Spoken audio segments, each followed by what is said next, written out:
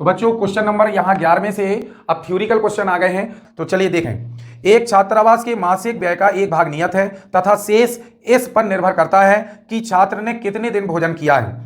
ठीक है, जब एक विद्यार्थी ए को जो 20 दिन भोजन करता है 1000 रुपए छात्रावास के व्यय के लिए अदा करने पड़ते हैं, जबकि एक विद्यार्थी बी को जो 26 दिन भोजन करता है तो उसको कितना 1180 रुपए अदा करने पड़ते हैं व्यय के रूप में। तो वो कह रहा कि नियत व्यय, छात्रावास का जो नियत व्यय है वो और प्रतिदिन के भोजन का मूल्य जो अतिरिक्त के रूप में है, प्रतिदिन के भोजन का मूल्य हमें ज्ञात करना है। तो बच्चों चलिए इसका सॉल्यूशन देख लेते हैं पहले क्वेश्चन का।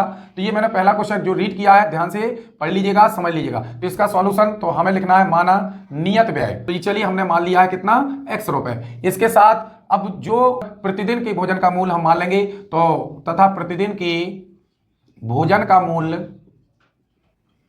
तो यहां पर हो जाएगा y रुपए, कितना y रुपए हो जाएगा।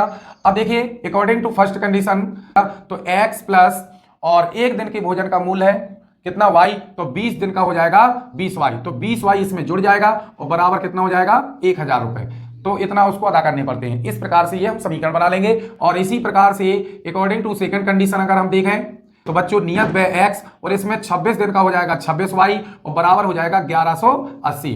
तो यहां इस प्रकार से ये दो समीकरण बन गए। अब विलोपन विधि इसमें आसान हो जाएगी, क्यों? क्योंकि इसमें ऑलरेडी x वाली पदों को अगर हम देखें तो ये समान है, अर्थात इनके गुणांक समान है। तो और दोनों चूंकि धन में है इसलिए हमें घटाने पर लेना होगा, है ना। हालांकि फर्स्ट से सेकंड को भी घटाएंगे तो कोई दिक्कत नहीं, दोनों तरफ जो माइनस में आएगा वो भी कैंसिल होकर आंसर उतना ही आएगा। विधि जो प्रोसेस है वो सब कुछ सही होगा, कोई दिक्कत की बात नहीं है। समीकरण सेकंड से फर्स्ट को घटाने पर, तो घटाने पर पदों के चिन्ह बदल जाते हैं। तो यहां से आप देखेंगे x वाला स्टेप कैंसिल हो जाएगा, 26y में से 20y घटा देंगे तो 6y यहां से बच जाएगा और 1180 में से 1000 घटा देंगे तो 180 यहां से हमें मिल जाएगा। ठीक है, तो y बराबर हो जाएगा 180 बटे 6, 6 × 18 यानी 30 × 6 होता है 180। तो इस प्रकार से y बराबर कितना हमें 30 मिल जाएगा। अब ये y का मान समीकरण नंबर चलिए 1 में ही रख लेते हैं इस बार। तो यहां पर हो जाएगा x प्लस 20 गुणे और y का मान चूंकि कितना है बच्चों 30 है, तो यहां पर y का मान 30 रख देंगे और बराबर हो जाएगा कितना 1400। तो x का मान 400 हम लिख देंगे इसको, क्योंकि थ्योरिकल में लास्ट में हमें कंक्लूजन के आधार पर लिखना होता है। तो अतः